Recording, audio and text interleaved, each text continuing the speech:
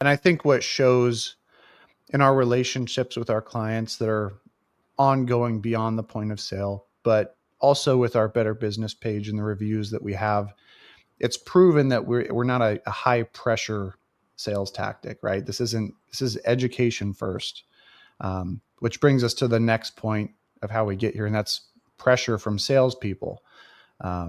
Why these mistakes are happening is lack of knowledge, pressure from salespeople, and that high pressure sales tactic will often lead buyers to making a rush decision. And the number of conversations that I've had where somebody feels they've made a mistake, and that mistake was made in one meeting with that salesperson, um, that's hard to hear.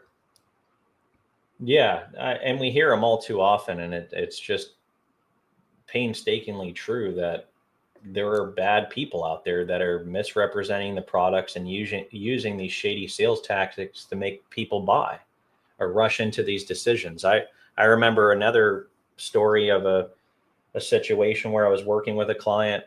They were working with another advisor again, and it's common. We want that. We want to be up against competition. It makes us sharper. But they were working with someone else, and then out of nowhere, that client called me and they were like, "Hey, Jeremiah, I just heard from the other advisor I'm working with, and they told me that I need to go ahead and sign the application now because there's a deadline." And I said, "Well, what deadline?" And they said, "Well, they're saying that the income quote they gave me is going to expire, or the rate is changing." And that was what it was. It was a rate change. And it was on an FIA. It wasn't a SPIA. SPIAs do have rate locks where they expire on the quote, but this was an FIA. And I said, "Well, I'm not familiar with that rate change. Let me do some digging." And we have multiple databases that we can go to when rate changes are occurring, and there wasn't one. I even called the carrier directly, and I called our point of contact there. When you do the amount of volume that we do, we have the bat phone where we can pick up and call someone directly. And I called that carrier. I was like, "Hey, what's going on? I'm being told that there's a rate change happening."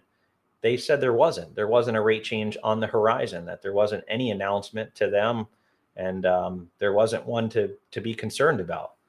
So I called the lady back and I told her, I was like, "Look, there's no rate change on that product. I don't know what they're talking about. Whatever you do, don't sign it. You don't have to.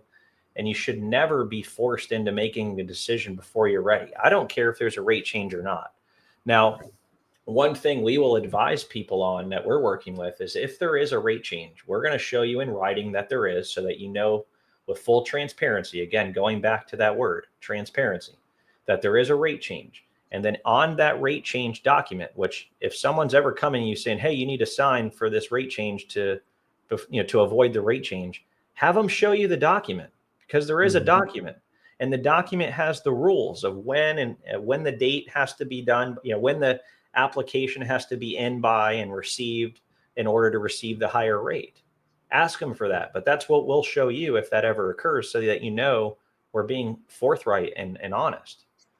And it's just crazy out there. And then, if you really want to talk about some other, high pressure sales tactics, and where I believe is one of the things that irks me in this industry, and I know I'm going to get a lot of hate out there from the advisor world, but I don't really care. I think it's right to do what's right by the client, and having these workshops and dinner seminars, and kind of doing a smoke and mirrors pitch fest where you're saying that the topic of discussion is going to be about social security planning and how to optimize social security, but then at the end of that seminar or workshop, or maybe even you book a meeting, you pitch an annuity. It's a pitch fest for an annuity sale. And what oftentimes happens, they're not doing the holistic approach of the annuity planning. They're pitching one product. And there's a big carrier out there that makes their living on paying for advisors' workshops and dinner seminars to get people to those events. And then at the end, it's a big pitch fest on one, flagship product from a carrier. And it's wrong, man. I'm going to put it out there. I don't care who hates us for it. That's what we're here to do, is bring transparency to the wrongs of our industry. And that's one of the things that irks me.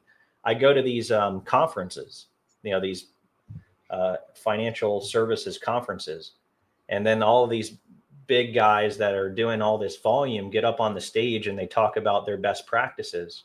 And the best practice half the time is a smoke and mirrors pony show or whatever they call it. It's ridiculous, and it makes me sick, and I don't like it. And I think that there's a better way to do it, and that's what we're doing.